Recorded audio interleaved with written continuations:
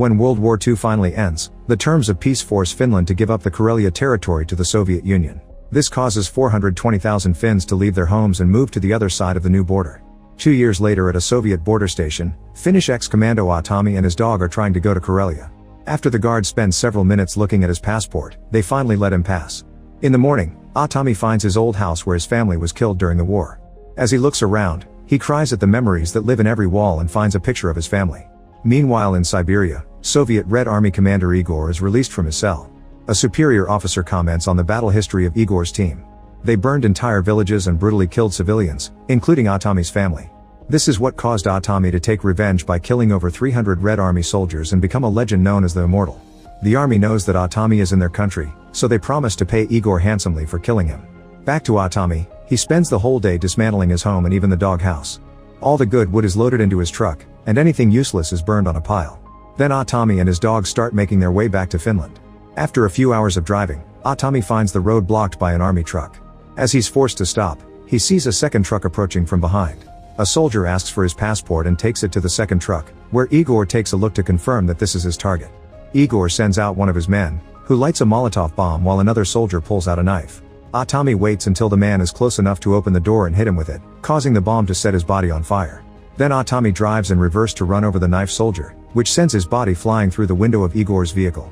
Another soldier opens fire, so Atami drives ahead to grab his weapon and pull the guy through the window while running over the army truck. He easily knocks the soldier out and speeds up, desperate to escape. Igor calls a third truck for backup and both vehicles start chasing after Atami while the Molotov bomb explodes behind them.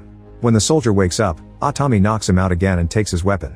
It doesn't have many bullets left, so he takes ammo from the soldier's pouch to reload it.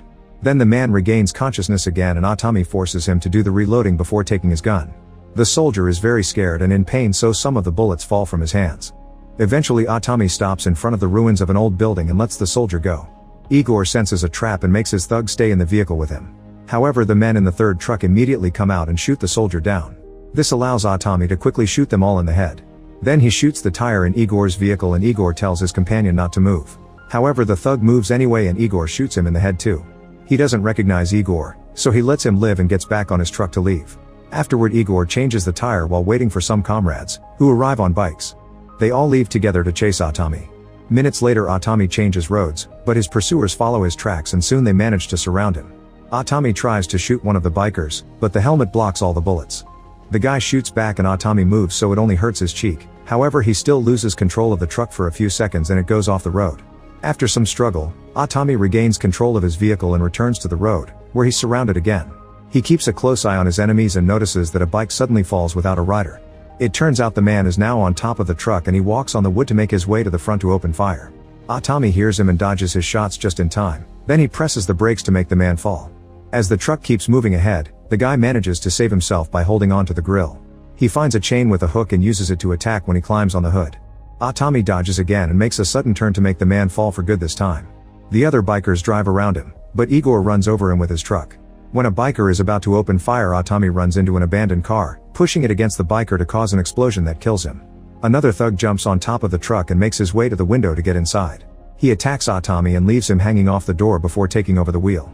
The last biker comes closer to try to shoot, but Atami quickly disarms him. Then he takes an explosive from the driver's belt and inserts it in the bike's wheel, causing it to explode. Next, Atami takes the chain from the front of the truck and wraps it around the driver's neck to throw him out before taking back control of the truck. Now he can activate the chain, which starts rolling up and drags the thug on the hood. Soon his head is on the grill and the chain pulls so tightly that it decapitates him. With no bikers left, Igor comes closer and throws a Molotov bomb at the wood to set it on fire. Furious, Atami activates the explosives on the decapitated body and throws it at the other vehicle, so Igor has to jump out before it explodes. While Atami drives through the woods to put out the fire, Igor calls for reinforcements. Moments later, Atami stops the truck to take care of the last few flames. After giving water to the dog, he pours the rest on the overheating engine. When he touches the wound on his cheek, he manages to remove the pellet. At that moment, 2 airplanes start flying above Atami. He quickly grabs his dog and gets back in his truck to drive away. When the planes open fire, Atami drives off the road to avoid the attack. Then he drives into an abandoned barn and waits for a few minutes. The planes fire at the barn too, but they only break parts of the roof. Then the planes fly high in the air before quickly coming down to bomb the barn. Atami drives as fast as possible, avoiding the explosions just in time. He's covered the back of his truck with big pieces of wood from the barn, which block the bullets when the planes fire at him again. Soon he's crossing the forest and one of the planes flies low on its side to follow him as it keeps shooting. Tommy suddenly presses the brakes but the plane can't stop in time, so one of the wings breaks against the truck. This makes the plane crash and explode. Tommy waits a few more seconds but he doesn't hear any more noises, so he drives over the debris to leave. At the edge of the forest, Tommy takes another look at the sky and is surprised to see nothing. The journey continues and soon he's driving near the cliffside, where the other airplane reappears. The pilot opens fire without much thought and quickly runs out of ammo, so he ejects himself and lets the plane fly toward the truck. Tommy shoots at the straps holding his wood and a few planks slide in front of the vehicle, creating a ramp. The plane slides on it and flies over the truck to then crash nearby with an explosion. When the pilot lands, he opens fire at Tommy and misses every shot, eventually running out of ammo. Tommy comes for him but freezes when he sees the pilot smile. It turns out there's another plane coming, so Tommy rushes to get the wood back on the truck and drive away. The plane starts bombing the area, killing the pilot in the process. The explosions push the truck off the cliff and into the water. Thankfully there's a pocket of air that allows Tommy and the dog to breathe, but the cabin is quickly filling up. Tommy opens the door and lets the dog out so it can swim to the surface, then he swims to the back of the truck to release all the wood. His family picture floats away and Tommy stares at it until he passes out. Soon Tommy's body resurfaces with a piece of wood. The dog swims to him and wakes him up. Moments later 2 soldiers are searching the area on a boat. They inform Igor that they found the truck, but not the body or the wood. Meanwhile Tommy has made a raft with the wood so he and the dog safely reach the shore. This area is full of bodies and debris from the war, and Tommy is lucky enough to find an abandoned tank with plenty of explosives. At a Soviet border station, Igor is waiting with a bunch of soldiers. Soon the tank arrives, carrying all the wood and expelling some very dark smoke. After lighting up a fuse, Tommy starts driving toward the border and the soldiers open fire, but their bullets can't do anything against a tank. Then Tommy drinks some fuel and spits it into the engine through a hose, which makes the tank move faster. When it's about to crash into the border, the fuse activates the explosives, causing the tank to fly over the barrier and land on the other side. The wood falls off, the tank loses some pieces, and Tommy is severely injured. The presence of the dog helps him stay conscious and Tommy knows he's about to be captured, so he bites the handle of his knife to destroy the wood until only the blade is left. Afterward Tommy sends the dog to the woods to save it and climbs out of the tank. Igor gets ready to shoot him, however his superiors arrive and announce they want him alive. A frustrated Igor drags Tommy by his leg and kicks him in the head to knock him out. Sometime later, Tommy is being tortured inside a train to Siberia by a soldier who keeps whipping him with a cable still connected to the power box. When the train finally takes off, Igor sends the soldier away and tells Tommy a story. He explains he doesn't remember any of his victims except for a young boy, who stood up against him with just a knife to try to protect his mother and his brother. Tommy's whole body shakes in grief and anger as he realizes that this was his family. Igor reveals he chopped them up into pieces with an iron shovel and fed them to stray dogs. He also says that Tommy is an abomination and not a legend, who will meet his end in Siberia. After Igor leaves, Tommy screams in fury.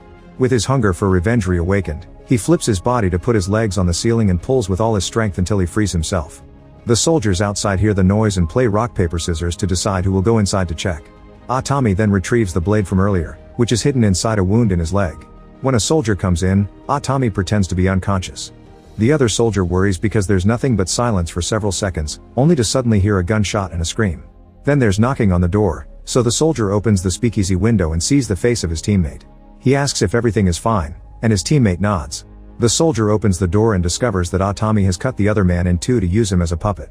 The guy is so terrified that he jumps off the train. Tommy drops the gun he stole and slicks his hair back with blood, growling with anger. In the main car, the higher officers are having a lovely dinner. Igor asks for his payment so he can leave, but they force him to wait and enjoy their success. Meanwhile Tommy has made it to the car with his wood and takes a pickaxe before entering the next car. A bunch of young soldiers are sleeping, so he carefully sneaks around to avoid waking them up. A soldier comes out to pee and Tommy enters another car just in time. Here he finds more sleeping men and one coming back from his break. Tommy immediately throws the pickaxe into his mouth to kill him, and when he turns around, he discovers another awake man. He immediately lifts his bed to keep him muffled and stabs him multiple times until he's dead. Suddenly the train shakes and a sleeping soldier drops a bottle, which shatters on the floor. Nobody wakes up, but now Tommy has to step on the shards while bottling up the pain. The dripping blood from the bed wakes up the soldier underneath, so Tommy lies down on the floor and rolls under another bed. The pain of the glass shards is unbearable, but he manages to stay silent, even when his hand accidentally activates a mousetrap. At that moment the bed with the dead soldier breaks and the body falls on top of the other guy, so he groans in pain and wakes everyone up. Tommy runs to the exit and retrieves his pickaxe, which he then uses on the other side to lock the door. The next car is full of guards on duty, so Tommy climbs on it and walks on the roof. Unfortunately, he's hit by a pipe from a water tower and his body falls through the roof into the car with the guards. All the men get their weapons ready, so Atami uses the pipe as a shield and the bouncing bullets kill 2 soldiers. Then he takes their weapons and shoots a few more guards, creating a pile of bodies that protects him from the rest of the men.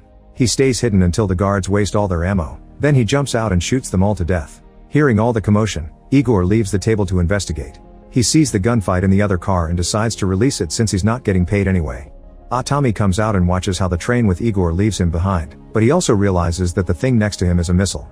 Meanwhile, Igor returns to the table and casually slashes an officer's neck, then he pulls out a gun and shoots everyone except for the boss. The terrified man finally offers a suitcase with money and Igor smiles, only to shoot him as well. The awakened soldiers are now searching the cars and find the massacre left by Atami. When they make it outside, the missile is activated and its fire burns many of them. Atami is riding with the missile, which soon hits the main train and sends him flying through the door. Atami immediately jumps on Igor and a vicious fight begins. The men use any item within their reach, like bottles, furniture, and even the drapes. After exchanging many blows, Igor manages to overpower Atami and leaves him under a table while trying to leave with the money. However, Atami comes back for more and they stumble into the kitchen. Igor pushes Atami's head into the sink to try to drown him and they start stabbing each other with forks. After a few more blows, Igor throws Atami on the floor and starts hitting him with a tool. Then he grabs a shovel and hits Atami again to send him flying outside. As Atami lands on the missile platform, Igor asks for his last words. Atami spits out a bolt he took from the missile's base and hits the brakes while the missile flies into the train. It drills Igor's skull before blowing up in a huge explosion. At the Finnish border, 2 soldiers hear some strange noises. Suddenly Atami arrives on a cart full of his wood. He shows them his burnt passport and he's allowed to pass.